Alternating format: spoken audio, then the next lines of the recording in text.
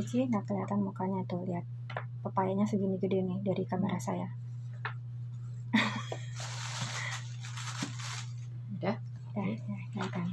Oke. Bismillahirrahmanirrahim. Kita bareng. Assalamualaikum warahmatullahi wabarakatuh. 1, 2, 3. Assalamualaikum warahmatullahi wabarakatuh. Apa kabar ibu-ibu di rumah dan dimanapun berada? Semoga sehat-sehat selalu. Kami dari DWP Kesbangpol, Kesatuan Bangsa dan Politik, saya Nyonya Lilis Artika dan Saya Sri Mardiati. hadir kembali menemani ibu-ibu di sore yang indah dengan topik-topik penting terkini dan menarik untuk disimak. Apa saja itu? 1. Topik pertama terkait peran orang tua dan persiapan mendampingi anak belajar di rumah. Yang kedua, beberapa pengalaman unik para orang tua, dan 3. Satu bonus singkat, resep cara membuat kain ekoprint sebagai selingan kegiatan ibu di rumah, dan kain ini nanti akan mendapat nilai jual loh. Apa dan bagaimananya? kita mulai saja topik pertama. Yaitu persiapan kita sebagai pendamping anak belajar di rumah pada masa pandemik ini. Tetap bersama kami 96,3 FM Gema Sudirman, Ruang Wanita, DWP Kesbangpol. Di sini sedikit intro ya Mas, yang seperti itu musiknya, atau nana yang lembut seperti itu. Bosan juga boleh. Langsung nanti kita ke topik pertama. Topik pertama. Mengutip Direktur Pembinaan Pendidikan Keluarga, Kementerian Pendidikan dan Kebudayaan, Dr. Sukiman, MPD. Beliau mengatakan bahwa orang tua merupakan pendidik pertama dan utama bagi pembentukan pribadi dan karakter setiap individu. Orang tua memegang peran penting dan strategis dalam mengantarkan pendidikan bagi putra-putrinya. Keberhasilan orang tua dalam mendidik akan sangat tergantung pada kecakapan dan pola asuh yang dimilikinya. Oleh karena itu, ketua kami, Ibu Gadot Budi Raharjo, yang biasa dipanggil Ibu Yo, dan kebetulan beliau guru SMP Negeri 1, menitip beberapa tips peran orang tua, yaitu 1. Memiliki nomor telepon wali kelas atau guru mata pelajaran. Kemudian yang kedua, membantu menyiapkan perangkat pembelajaran daring. Selanjutnya, yang ketiga, memastikan peserta didik siap mengikuti pembelajaran daring. 4. Paham tentang jadwal belajar yang ditentukan oleh sekolah. Kemudian yang kelima, mendampingi dan memantau proses pembelajaran daring. Selanjutnya yang keenam, mendorong peserta didik agar aktif selama proses pembelajaran. Yang ketujuh, membantu anak secara teknis dalam mengoperasikan aplikasi dan teknologi. Yang ketujuh, membantu anak secara teknis dalam mengoperasikan aplikasi dan teknologi. Yang kedelapan, secara aktif berdiskusi dengan guru terkait tantangan dan kendala yang dihadapi selama proses pembelajaran daring. 9. Memastikan protokol kesehatan tetap diperhatikan. Lalu, panduan dari Direktorat Pembinaan Pendidikan Keluarga juga akan kita kutip sebagai berikut. A. Gaya belajar anak, dan B. Menyiapkan lingkungan belajar anak. Untuk yang A, gaya belajar anak sebenarnya ada beberapa, lebih dari 3 berdasarkan Pak Munif Khatib. Ada 8. Tapi di sini kita ringkas 3 sebagai panduan dari Direktorat Pembinaan Pendidikan dan Keluarga. Yaitu 1, gaya belajar anak visual, penglihatan, auditori, pendengaran, kinestetik, gerak. Penjelasan sebagai berikut. 1. Kita coba lihat. Biasanya apakah anak lebih tertarik dengan visual ketika belajar? Ciri-cirinya seperti ini. Kalau dia melihat sesuatu gambar, maka informasi itu akan diterima dan dipahami, difokus oleh dia dengan lebih jelas. Jadi kiatnya, gunakan lebih banyak gambar daripada kata. Gunakan huruf yang unik dan ukuran tulisan yang beragam dan berwarna. Ketiga, buat catatan dengan cara peta pikiran atau mind mapping. Bagi ibu-ibu atau bapak-bapak yang belum tahu mind mapping, bisa di-googling caranya. Berikutnya, sajikan pelajaran dalam bentuk komik cerita. Lalu, tata ruang belajar yang nyaman. Bisa gunakan dekoratif hasil karyanya. Belajar melalui film yang ada hubungannya dengan informasi yang harus dipelajari. Yang kedua, auditori atau pendengaran. Cirinya, anak dengan gaya belajar auditori biasanya lebih sensitif terhadap musik dan memiliki minat yang tinggi terhadap musik. Kiatnya, gunakan intonasi yang dinamis ketika memberikan informasi kepada anak. Belajar dengan teknik bercerita. Lalu, gunakan alat perekam untuk membantu anak mempelajari suatu informasi. Yang ketiga adalah gerak. Kinestetik. Cirinya, anak dengan belajar gayanya kinestetik akan lebih peka menerima informasi baru melalui aktivitas. Kiatnya, gunakan alat peraga, aplikasikan pengetahuan dengan cara praktik langsung. Contoh ya, anak saya sendiri, misalnya dulu waktu kecil dia menghitung. Bisa gunakan botol bekas mineral, misalnya 10, dia langsung ambil satu-satu botol itu sambil dia menghitung. Jadi dia lari ke botol yang ada tulisannya angka 1, dia pegang, dia kasih ke saya, sambil teriak 1, lalu nanti 2, 3, dan sampai berikutnya. Dan itu bisa digunakan untuk alat operasi hitung, misalnya tambah. Saya ambil misalnya ada 10 sendok atau 10 tusuk es krim, 2 tambah 3, seperti itu. Seperti zaman kita kecil dulu. Nah, itu nanti anak akan lebih gampang mencernanya. Begitu juga dengan operasi hitung yang lainnya. Baiklah, yang berikutnya adalah menyiapkan lingkungan belajar anak. 1. Lingkungan belajar di rumah. Hal yang perlu dilakukan adalah sebagai berikut. Mengajarkan anak kemandirian. Yang kemudian, mengajarkan anak tata krama. Yang ketiga, mendampingi anak belajar. Ini tentunya rada sulit, tapi harus kita lakukan. pengalamannya, Bu. Pengalaman. Kemudian yang kedua, menjaga hubungan baik dengan pihak sekolah. Yang pertama, harus mengenali program sekolah. Apa saja programnya. Kemudian silaturahmi dengan guru harus itu. Agar tidak terputus komunikasi pembelajaran bagi anak-anak kita. Tepat sekali, Bu. Dan yang ketiga, terlibat pada kegiatan wali murid berkaitan dengan program sekolah, terutama program pembelajaran yang saat ini sedang kita lakukan di rumah. Baiklah, demikian. Baiklah, untuk selanjutnya, Baiklah, untuk selanjutnya, masih ada poin-poin lain yang akan kita update. Baiklah, untuk selanjutnya masih ada hal-hal lain yang akan kita sampaikan. Tetap bersama kami 96,3 FM Gema Sudirman, Ruang Wanita bersama DWP Kesbangpol.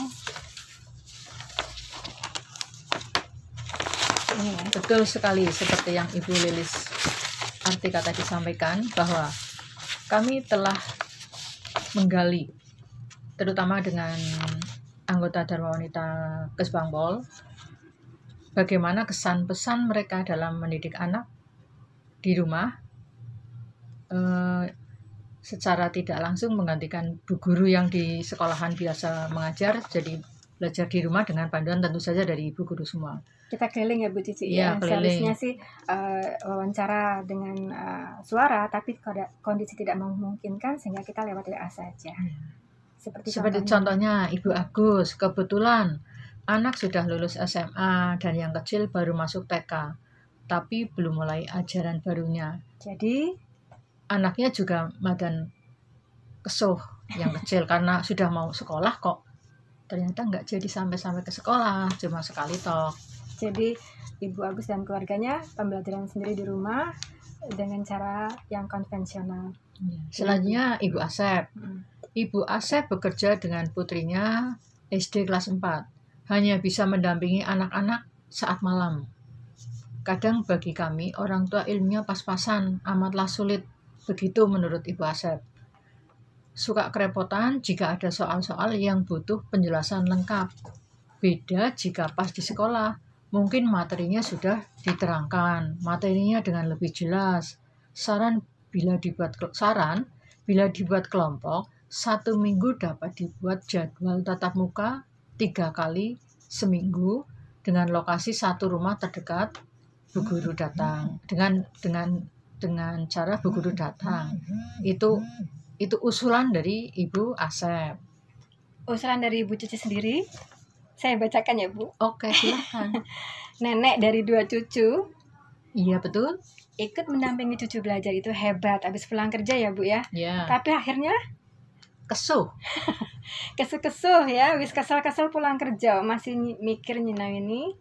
Jadi emosian. Sabar ya Bu. Ya. Cucunya beda sekolah tapi sama-sama kelas 2. Saran, semoga cepat dilaksanakan tatap muka antara murid dan guru supaya mereka tidak pada keteter. Tidak semua orang tua bisa mulang. Demikian pendapatnya. Iya, betul. Pendapat teman kami lagi yaitu Ibu Dewi sebagai ibu rumah tangga yang juga bekerja. Proses belajar mengajar cukup terbantu oleh kakak dan asisten rumah tangga. Walau tetap berperan pada saat istirahat, putra-putrinya usia 13 dan 5 tahun. Kemudian menurut Ibu Urip Mustafa, kebetulan beliau juga guru, walaupun anak saya sudah kuliah, tetap didampingi walau caranya berbeda dengan anak-anak sekolah SD, SMP, SMA. Mungkin caranya lain lagi itu dengan Bu Urip mendampingi anak-anak. Betul. Lalu ada Ibu Vivi Saidi. Ibu Vivi Saidi juga wanita karir yang bekerja di rumah sakit.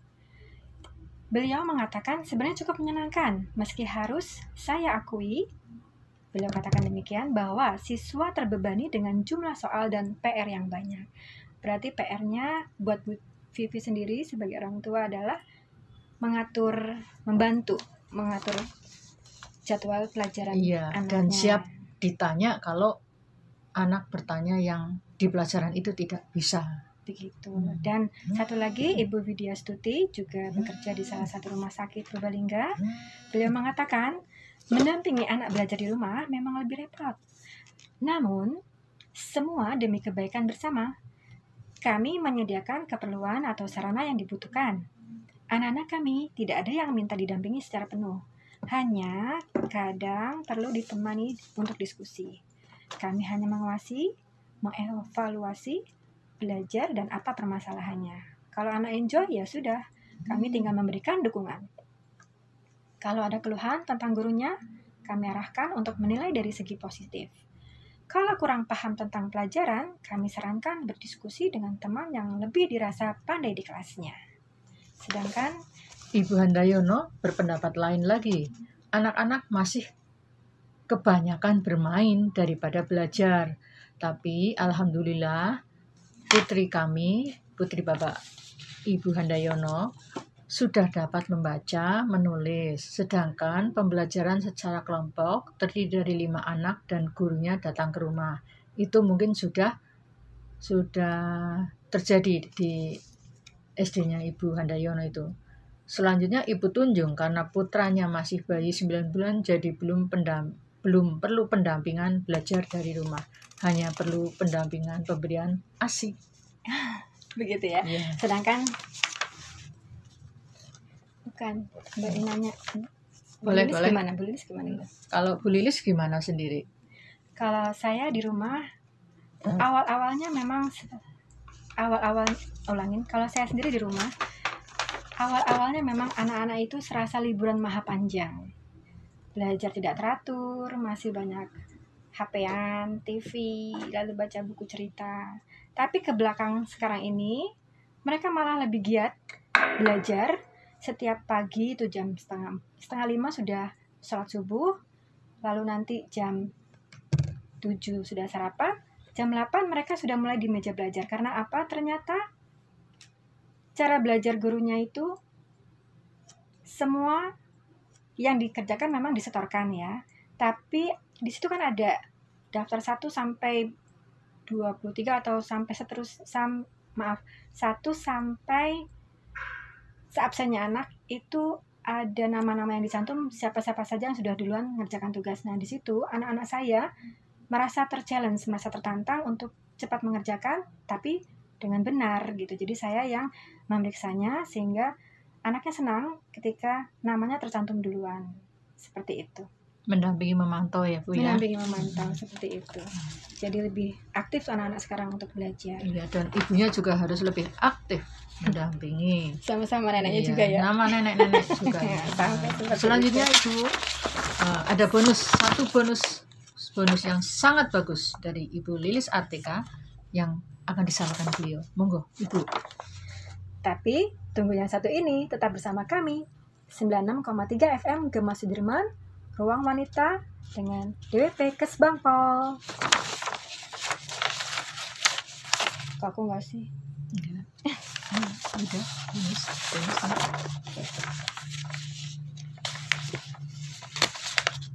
Halo, jumpa lagi dengan kami DWP Kesbangpol di Ruang Wanita. Kali ini topik ketiga, satu bonus saja, resep singkat untuk membuat kain ekoprint dengan alternatif bahan alami. Seperti yang kita tahu, di luar sudah marak kain ekoprint, yaitu kain yang dicetak dengan daun-daun alami. Jadi tidak dilukis, jadi daunnya itu sendiri dijiplak. Ya, bahan yang disiapkan, dimulai ya Bu catatannya, kain 2 meter, itu beratnya sekitar 250 gram. Lalu yang disiapkan lain adalah tawas, soda kue, sama cuka industri. Tawasnya boleh antara kisaran 20-50 gram. Ulangin, tawas 20-50 gram. 20-30 gram soda kue. Lalu untuk cuka industrinya 50-75 mili cuka industri. Rebus air 1 liter sampai 1,5 liter. Air panas ya sampai maksimumnya 80 derajat Celcius. Setelah direbus, dicampur tawas, soda kue, cuka industri tadi, diaduk pelan-pelan tawasnya dulu sampai dia larut, lalu soda kuenya pelan-pelan karena nanti akan mumbul. Ketiga, cuka industri. Setelah itu angkat, lalu kain atau bahan kainnya dicelup mulai dari ujung terbawah sampai teratas, rendam 24 jam. Selama perendaman itu bisa dibolak-balik supaya rata. Buat yang belum mendengarkan tadi, kita ulang 20-50 gram tawas, 20-30 gram soda kue, 50-75 mili cuka industri. Cuka industri bisa kita ganti cuka bakso, merek Dixie, maaf sebut merek, itu bagus buat saya cukanya.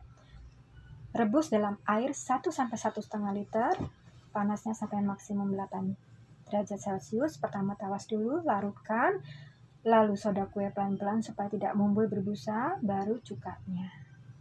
Setelah itu direndam dari ujung terbawah kain sampai atas kain selama 24 jam, dibolak-balik, besoknya angkat, peras, angin-angin. Setelah kering, rendam dalam rotan kapur atau kapur enjet ya, biasa itu. Kapur enjet itu disiapkan juga 50 gram, dicampur setengah liter air hangat. Jadi setelah kain kering, direndam di kain itu di larutan kapur atau enjet 50 gram dibanding setengah liter air hangat. Selama 20 menit saja. Setelah itu peras, bisa langsung dieko, dengan ditempelkan daun-daun, daun lanang, kenikir, bunga kenikir, belimbing wuluh, jambu biji, pakis, ketepeng, ketapang, kalpataru, kopasanda, dan lain-lain. Saya ulangi daunnya, lanang, kalau nggak ada lanang gampang kenikir, gampang nanamnya. Bunga kenikir, belimbing wuluh banyak di rumah, banyak ya Bu ya. Kalau ada jambu biji, apalagi bisa punya, yang tetangga harus bilang dulu tapi ya. Pakis di pinggiran got, banyak pinggiran got. Pakis-pakis berbagai macam jenis. Ketepeng itu yang bunganya kayak lollipop kuning. Ketapang yang tinggi besar di pinggir-pinggir jalan, bisa ambil daun yang layunya. Kalpataru juga ada. Kopasanda berupa rumpun kopasanda, itu pokoknya daun-daun yang bersifat keset. Jadi tempelkan daun-daun tadi di kain yang sudah dilembabkan tadi ya, diperas. Tempelkan, bikin mirror saja, dilipat 2, gulung, kukus selama 2 jam. Setelah itu angkat, dinginkan, buka ikatannya, insya Allah motifnya akan keluar.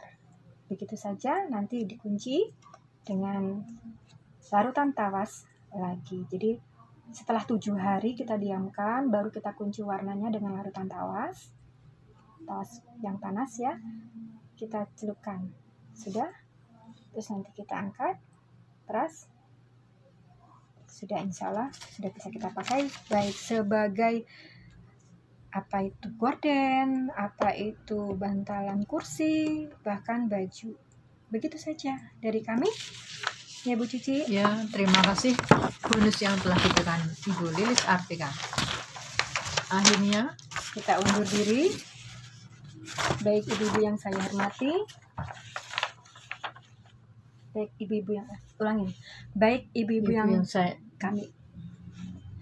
ibu-ibu yang kami hormati, semoga informasi yang sudah kami sampaikan bisa bermanfaat. Saya Nyonya Lilis Artika dan saya Ibu Sri Mardiati dari DWP Kesbangpol, Kesatuan Bangsa dan Politik. Undur diri. Wabillahi taufik wal hidayah. Wassalamualaikum warahmatullahi wabarakatuh.